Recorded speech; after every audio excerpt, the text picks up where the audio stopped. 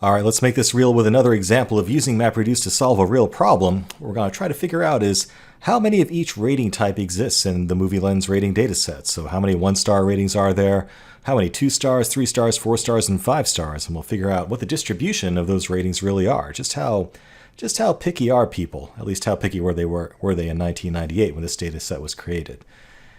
So the art here is turning this problem into a MapReduce problem. Anytime that you need to try to use MapReduce for an analysis like this, you need to figure out how to assemble mappers and reducers in such a way that produces the result that you want. And I'm going to be honest with you, sometimes it's not easy to try to force a problem into this way of thinking. And that's a big reason why other frameworks like Spark or Hive or other ways of processing SQL-style queries have become a little bit more popular than just writing raw MapReduce code. But still, if you can easily express something in terms of mapping and reducing, this can sometimes be the most efficient way of doing it. So you have to think creatively sometimes, and that's what we're going to do here. So here's the basic strategy on how we're going to tackle this problem. So here again, we have a little snapshot of the raw input data from the Movie Lens dataset. It's just each line contains a specific rating, and each column of that rating contains a user ID, a movie ID, a rating, and a timestamp. Okay, so what we're trying to do is count up the number of each rating type. So again, the first thing our mapper needs to do is just extract the information we care about and throw away the stuff that we don't care about. Now in this case, the only thing we care about are the ratings themselves, because we just want to count up how many 3s there are, how many 1s there are. So all we're going to do is extract the rating itself, for this example, 3, and then the number 1.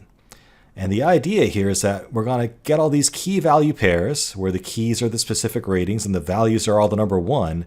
And then when we reduce and aggregate all the different values for a given rating, a different key, we can just add up all those ones together to get the final count of how many times that rating occurred. Okay, so the trick here is we're going to map the input data into key value pairs where the key is the rating and the value is the number 1.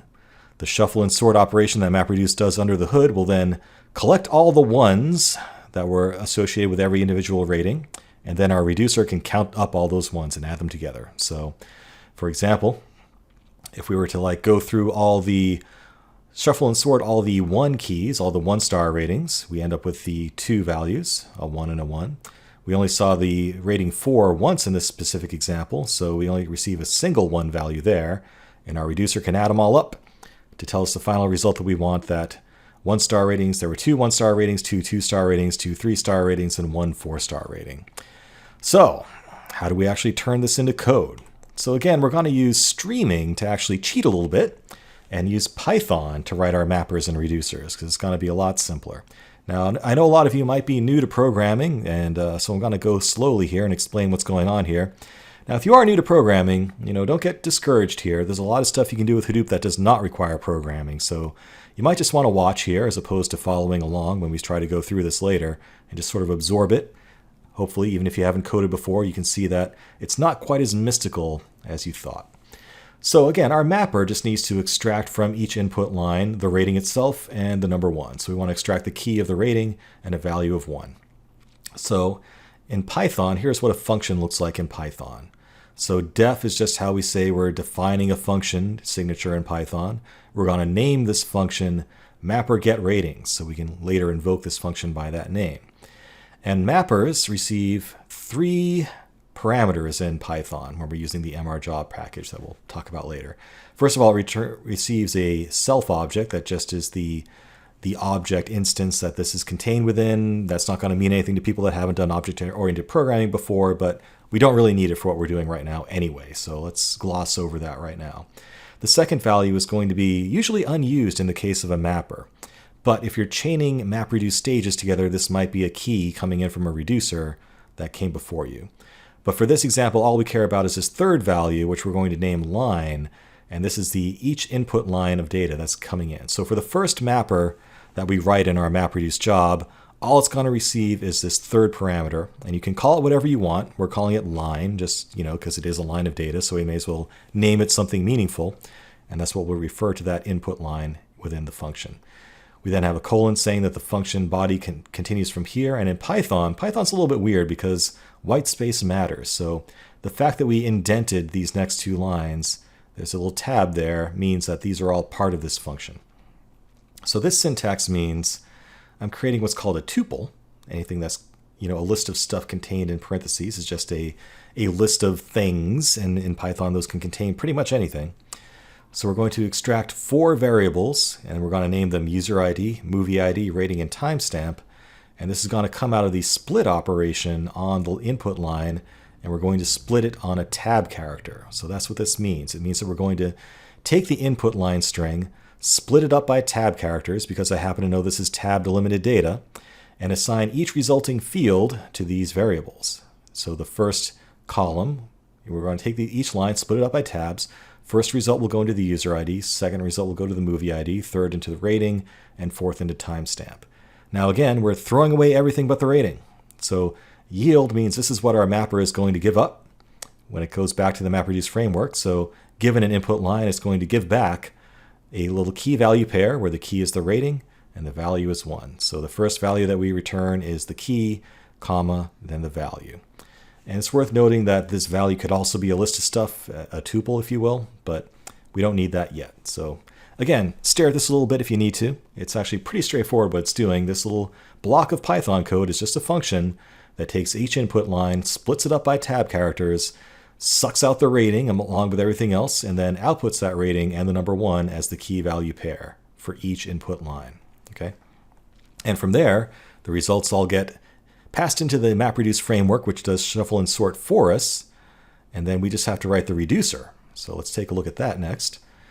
So here's what our reducer looks like. It's even less complicated. So again, def means that we're just going to define a function in Python. We're going to name this function reducer count ratings, and it also receives 3 input values. So again, the self object, the instance of this object that we're running within. Again, don't need it right now, so don't worry about it. Don't need to understand object-oriented programming really to use this stuff. Then key, that's going to be, our reducer function will be called once for each unique key. So for a given call, it's going to receive a key. Maybe it's the rating value 1, maybe it's the rating value 2, maybe it's the rating value 3, right? So on and so forth. And then values is going to be a list of all of the values associated with that key. Now, technically, this is what's called an iterable value, an iterator. So it's not really an array per se, if you want to get all technical. It's a list of values that you step through one at a time. And that way, the MapReduce framework can just feed in values as they're needed as you're processing them, as opposed to needing to copy all of the values for a given key into memory at once. And that just makes things even more scalable. So all our reducer count ratings function is going to do is output, as a final output, the key, which is going to be a rating from 1 to 5. And the sum of all the values associated with that key. So it's going to count up all the 1 values that were reduced together for each rating type and add them all up. So sum just takes this iterator and iterates through the entire thing, counting them up as it goes. And the final result will end up being each individual key, each rating type, and the number of times that rating occurred. It's just that simple. So let's put it all together. There's some framework that has to go around it all. So here's a complete Python MapReduce script. This is the whole thing. This is it. This is all the code needed to actually run MapReduce on the movie lens dataset and figure out like a histogram of all the rating types. So a couple of things in Python, since we're actually we're going to be using a package called MRJob. And this is basically a way to very quickly write MapReduce jobs in Python. It abstracts away a lot of the complexity of dealing with the streaming interface to MapReduce for you. So you don't have to really think about how streaming works. It takes care of all that for you already.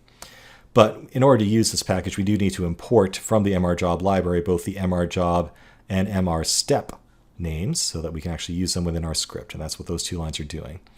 Now each MRJob, each job that we do is going to be wrapped inside what we call a class. And this is just a way of organizing a bunch of functions and data together into a single entity. So in this case, we're going to be organizing a mapper function and a reducer function and a definition of what those functions are into a single job called ratings breakdown. Okay, so that's all we're saying here.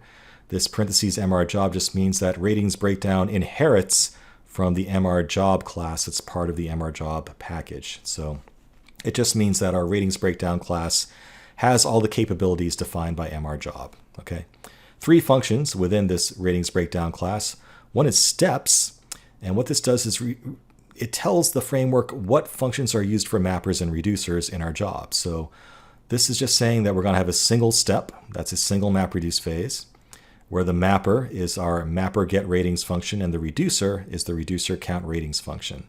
And then we need to define what those functions are. These are the same exact functions we looked at earlier in this lecture. So we then define our mapper, which again takes each input line, breaks it out by tab characters, and returns a key value pair of the rating and the number 1. And then we define our reducer, which takes each unique key and a list of all the values, all the ones associated with that key, and returns the rating and the number of times that rating occurred. Okay. Finally, we have this little line that you'll see in every MR job script that you ever write. And all this is really doing is saying that if we're executing this script from a command line, go ahead and kick this job off. Otherwise, well, I'm not sure how much depth I want to get into here, but basically this same script might be being run within a streaming context, right? So if you're just interested in running a specific mapper or a reducer as part of the streaming on each individual node, you don't want to actually kick off the whole thing. And this is just a little syntactical trick for allowing us to use the same script both to kick off the job as a whole and also to kick off individual mappers and reducers on the individual nodes on your cluster. Okay? So, if you do change the name of your class to something else, you would need to change that name here as well. But otherwise, this is all just boilerplate. Okay, so that is an entire MR job script in Python that would use MapReduce streaming to actually execute across a cluster.